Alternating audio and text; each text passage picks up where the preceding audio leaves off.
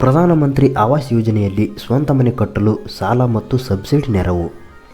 ಈ ಒಂದು ಯೋಜನೆಯ ಲಾಭ ಪಡೆಯುವುದು ಹೇಗೆ ಅರ್ಜಿ ಸಲ್ಲಿಸುವುದು ಎಂದು ಈ ವಿಡಿಯೋದಲ್ಲಿ ಕಂಪ್ಲೀಟ್ ಮಾಹಿತಿ ತಿಳಿಸಿಕೊಡುತ್ತೇವೆ. ನೀವು ಚಾನಲ್ಗೆ ಹೊಸಬರಾಗಿದ್ದರೆ ಸಬ್ಸ್ಕ್ರೈಬ್ ಆಗಿ ಮತ್ತು ವಿಡಿಯೋ ಇಷ್ಟ ಆದರೆ ಲೈಕ್ ಮಾಡಿ. ಮನೆ ಕಟ್ಟುವುದು ಒಂದು ಮನುಷ್ಯನ ಜೀವನದಲ್ಲಿ ಮಹತ್ವವಾದ ನಿರ್ಧಾರವಾಗಿದೆ. ಮನೆ ನಿರ್ಮಾಣಕ್ಕಾಗಿ ಜೀವನವಿಡೀ ದುಡಿದು ಕೂಡಿಟ್ಟ ಹಣ ಹಾಗೂ ನಿವೃತ್ತಿಯ ನಂತರ ಬಂದ ಹಣವನ್ನು ಒಟ್ಟುಗೂಡಿಸಿದರೂ ಸಾಲವಿಲ್ಲದೆ ಮನೆ ಕಟ್ಟುವುದು ಕಷ್ಟ. ಇಂಥವರಿಗೆ ಕೇಂದ್ರ ಸರ್ಕಾರದ ಸಾಲ ಮತ್ತು ಸಬ್ಸಿಡಿ ನೀಡುವ ಪ್ರಧಾನಮಂತ್ರಿ ಆವಾಸ್ ಯೋಜನೆ ವರದಾನವಾಗಿದೆ. ಪ್ರಧಾನಮಂತ್ರಿ ಆವಾಸ್ ಯೋಜನೆ 2014ರಿಂದ ಜಾರಿಯಲ್ಲಿದ್ದು, ಪ್ರಾರಂಭವಾದಾಗಿನಿಂದ ಅನೇಕರು ಯೋಜನೆಯ ಮೂಲಕ ಸ್ವಂತ ನಿರ್ಮಾಣದ ಕನಸು ಪೂರೈಸಿಕೊಂಡಿದ್ದಾರೆ. ಈ ಯೋಜನೆಯ ಮೂಲಕ ಕೇಂದ್ರ ಸರ್ಕಾರ ಸುಮಾರು 40 ಲಕ್ಷ ಕಾಂಕ್ರೀಟ್ ಮನೆಗಳನ್ನು ನಿರ್ಮಿಸಿದೆ ಎಂದು ಹೇಳಲಾಗುತ್ತಿದೆ. 2025ರ ವೇಳೆಗೆ 1 ಕೋಟಿ ಮನೆಗಳನ್ನು ನಿರ್ಮಿಸಿ ಬಡವರಿಗೆ ಒದಗಿಸುವುದು ಸರ್ಕಾರದ ಗುರಿಯಾಗಿದೆ. ಇದಕ್ಕೆ ಪೂರಕವಾಗಿ ಕಳೆದ ವರ್ಷ 2023-24ರಲ್ಲಿ ಪ್ರಧಾನಮಂತ್ರಿ ಆವಾಸ್ ಯೋಜನೆಯಡಿಯಲ್ಲಿ ಸುಮಾರು 790 ಬಿಲಿಯನ್ ರೂಪಾಯಿ ಖರ್ಚು ಮಾಡಲಾಗಿದೆ. 2024-25ರ ಸಾಲಿಗೆ ಈ ಅನುದಾನವನ್ನು ಶೇಕಡಾ 15ರಷ್ಟು ಹೆಚ್ಚಿಸಿದ್ದು, ಈ ಯೋಜನೆಗೆ ಸುಮಾರು 1013 ಬಿಲಿಯನ್ ರೂಪಾಯಿ ನಿಗದಿಪಡಿಸಲಾಗಿದೆ. ಸಾಲ ಮತ್ತು ಸಬ್ಸಿಡಿ ನೆರವಿನ ವಿವರ ನೋಡೋಣ. ಪ್ರಧಾನಮಂತ್ರಿ ಆವಾಸ್ ಯೋಜನೆಯ ಮೂಲಕ ಪ್ರತಿಯೊಬ್ಬರೂ ತಮ್ಮ ಸ್ವಂತ ಮನೆಯನ್ನು ನಿರ್ಮಿಸಲು ಸಾಲ ಸಿಗುವುದರ ಜೊತೆಗೆ ಸರ್ಕಾರದ ಮೂಲಕ ಸಬ್ಸಿಡಿ ಕೂಡ ಪಡೆಯಬಹುದು. ಬ್ಯಾಂಕುಗಳು, ಸರ್ಕಾರಿ ಸಂಸ್ಥೆಗಳು ಮತ್ತು ವಾಣಿಜ್ಯ ಸಂಸ್ಥೆಗಳ ಮೂಲಕ ಈ ಸಬ್ಸಿಡಿ ಸಿಗುತ್ತದೆ. ಸಬ್ಸಿಡಿ ಪಡೆಯಲು ನಿಗದಿಪಡಿಸಿದ ಮಾನದಂಡಗಳು ಇಲ್ಲಿದೆ. EWS ಅಂದರೆ economically weaker section.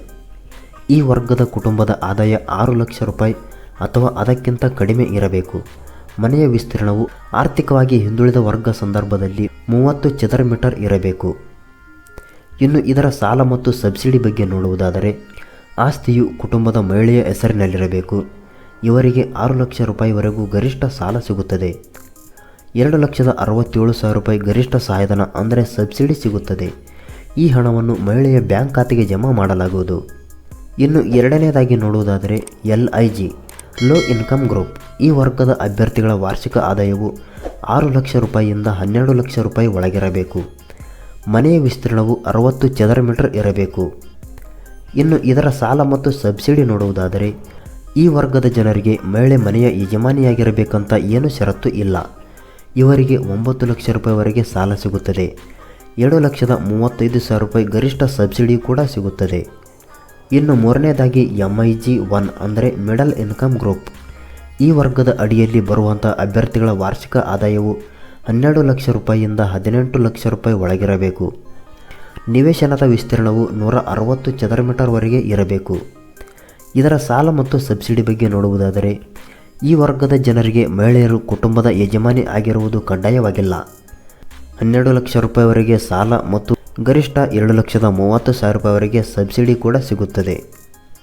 MIG group 2 middle class income group. ಈ ವರ್ಗದ ಅಡಿಯಲ್ಲಿ ಬರುವಂಥ ಅಭ್ಯರ್ಥಿಗಳ ವಾರ್ಷಿಕ ಆದಾಯವು 18 ಲಕ್ಷ ಮೀರಿರಬಾರದು. ಮಹಿಳೆಯು ಯಜಮಾನಿಯಾಗಿರುವುದು ಕಡ್ಡಾಯವಾಗಿಲ್ಲ.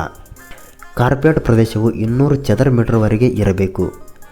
ಇದರ ಸಾಲ ಮತ್ತು ಸಬ್ಸಿಡಿ ಬಗ್ಗೆ ನೋಡುವುದಾದರೆ, ಈ ವರ್ಗದ ಫಲಾನುಭವಿಗಳಿಗೂ ಕೂಡ 12 ಲಕ್ಷ ರೂಪಾಯಿಗಳವರೆಗೆ ಸಾಲ ಮತ್ತು ಗರಿಷ್ಠ 2.5 ಲಕ್ಷ ರೂಪಾಯಿವರೆಗೆ ಸಹಾಯಧನ ಸಿಗುತ್ತದೆ. ಇನ್ನು ಅರ್ಜಿ ಸಲ್ಲಿಸಲು ಬೇಕಾಗುವ ಪ್ರಮುಖ ದಾಖಲಾತಿಗಳು: ಅರ್ಜಿದಾರರ ಆಧಾರ್ ಕಾರ್ಡ್, ವಿಳಾಸ ಪ್ರಮಾಣಪತ್ರ, ಆದಾಯ ಪ್ರಮಾಣಪತ್ರ, mobile number, bank passbook, passport size photo. ಇನ್ನು ಅರ್ಜಿ ಸಲ್ಲಿಸುವ ವಿಧಾನ ನೋಡೋಣ. ಪ್ರಧಾನಮಂತ್ರಿ ಆವಾಸ್ ಯೋಜನೆಯ ಜಾಲತಾಣಕ್ಕೆ ಭೇಟಿ ನೀಡಿ. ಅಂದರೆ ಈ ವೆಬ್ಸೈಟ್ ಲಿಂಕ್ ನಮ್ಮ ವಿಡಿಯೋದ ಡಿಸ್ಕ್ರಿಪ್ಷನ್ನಲ್ಲಿದೆ. ಹೋಗಿ ಭೇಟಿ ನೀಡಿ ಅರ್ಜಿ ಸಲ್ಲಿಸಬಹುದು. ನಿಮ್ಮ ಮೊಬೈಲ್ನಲ್ಲಿ ಅರ್ಜಿ ಸಲ್ಲಿಸಲು ಸಾಧ್ಯವಾಗದಿದ್ದಲ್ಲಿ ನಿಮ್ಮ ಹತ್ತಿರದ ಗ್ರಾಮ 1 ಅಥವಾ ಕರ್ನಾಟಕ 1 ಅಥವಾ ಗ್ರಾಹಕ ಸೇವಾ ಕೇಂದ್ರಕ್ಕೆ ಅಗತ್ಯ ದಾಖಲೆಗಳೊಂದಿಗೆ ಭೇಟಿ ನೀಡಿ ಸುಲಭವಾಗಿ ಅರ್ಜಿ ಸಲ್ಲಿಸಬಹುದು. ಈ ಮಾಹಿತಿಯ ಬಗ್ಗೆ ನಿಮಗೆ ಏನೆನಿಸುತ್ತದೆ ಕಮೆಂಟ್ ಮಾಡಿ ಮತ್ತು ವಿಡಿಯೋ ಇಷ್ಟ ಆದರೆ ಲೈಕ್ ಮಾಡಿ.